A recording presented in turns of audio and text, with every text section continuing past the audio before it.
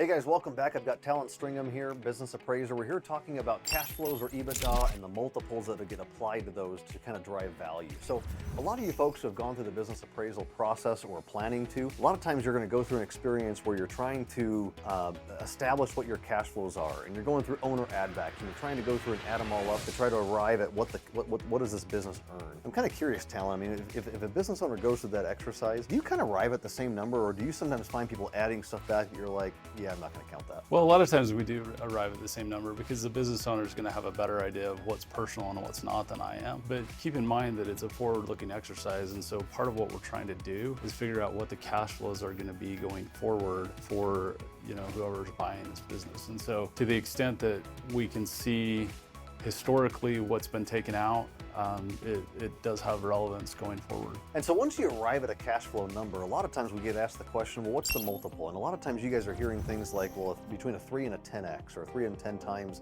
what your cash flows is how you value the business. I don't get the sense that you really think in terms of 3 to 10x. You think in different terms.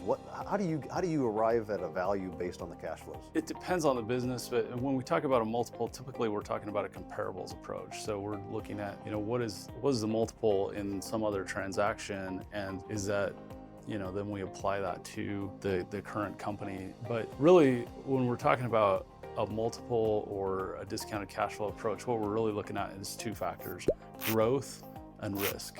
So if you're a high growth business, you're going to have a higher multiple. A low growth business is going to have a lower multiple. So, that relationship is a direct relationship. Conversely, the risk is going to be an inverse relationship where you have higher risk equals a lower multiple. Lower risk is going to be a higher multiple. If you're looking to sell your business in the next 3 to 5 years, start looking at this list and say, well, what can I do, get rid of some of these risks so that, my multiple does go up. Let's look on the screen as well on revenue generating ideas. So what Talent was saying is the more growth you can get out of revenue, and I think we're making an assumption that earnings follow. On the revenue side, if you're able to look at this list and try to accomplish as many of these things as possible to drive revenue, that also tends to get the multiple up too. Yeah, and really what we're looking at is the bottom line, but earnings follow growth. Growth in revenue. So the more you can drive that growth, the higher multiple you're going to get as well. We hope that you found the discussion today beneficial as we talked about cash flows, EBITDA, and how to generate that multiple, and it really drives back down to driving risk down and growth up. Give us a call or specifically reach out to Talent if you'd like to talk more specifically about your business and how to drive your value higher as you get prepared for a transaction.